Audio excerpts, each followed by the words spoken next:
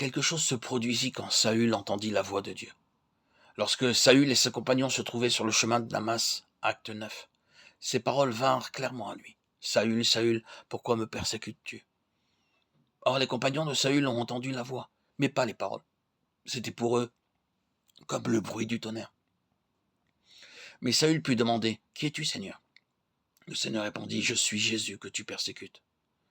Alors Saül poursuivit, que veux-tu que je fasse? Saül questionna Dieu parce qu'il avait entendu sa voix. Mais pour ses compagnons, la voix ne transmettait que des sons. Ils ne pouvaient pas comprendre. Telle est la condition des disciples dans Matthieu 17. Ils avaient entendu beaucoup de sermons tout simples, mais ils n'avaient pas pu en saisir le véritable sens. En une certaine occasion, notre Seigneur Jésus-Christ dit « Gardez-vous du levain des pharisiens ». Mais c'était justement le jour où ils avaient oublié d'acheter du pain. En ces jours, il leur fallait prendre la nourriture avec eux lorsqu'ils étaient en voyage. Les disciples pensèrent alors que le Seigneur les mettait en garde à cause de cet oubli. Bien souvent, ils ne comprenaient pas ce qu'il leur disait. De la même façon, vous pouvez entendre beaucoup de sermons, mais les paroles n'en deviennent pas pour autant votre expérience journalière. Dans beaucoup de cas, ces paroles entrent par une oreille et sortent de l'autre.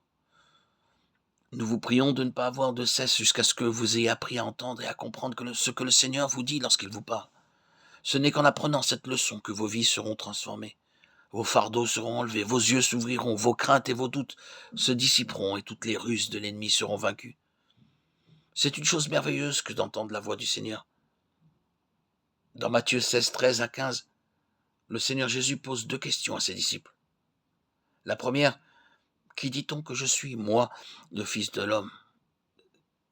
C'est à dessein que le Seigneur Jésus-Christ a posé. Ensuite, la seconde question, c'est pour leur révéler le secret d'entendre la voix de Dieu. Quant à la première question, les disciples répondirent, les uns disent que tu es Jean-Baptiste, les autres Jérémie ou l'un des prophètes. La seconde question qu'il leur adressa fut la suivante, et vous, qui dites-vous que je suis? Aussitôt Pierre s'écria, tu es le Christ, le Fils du Dieu vivant. Le Seigneur Jésus-Christ répondit, Simon Pierre, ne t'imagine pas que tu m'aies compris. Ce ne sont pas la chair et le sang qui t'ont révélé cela, mais c'est mon Père qui est dans les cieux.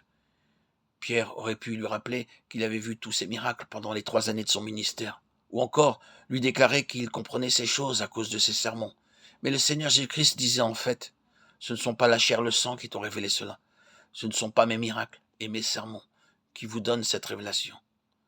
Simon, une lumière divine que tu ne connais pas t'a été communiquée pour que tu me connaisses. Souvenez-vous que vous ne pouvez pas entendre la voix de Dieu sans la lumière divine. C'est le premier pas si vous voulez connaître clairement et nettement la voix de Dieu. La lumière de Dieu viendra habiter en vous et elle deviendra de plus en plus brillante. Proverbe 4, 18. Cette lumière peut entrer en vous comme un faible rayon, mais en lui obéissant, elle deviendra toujours plus brillante.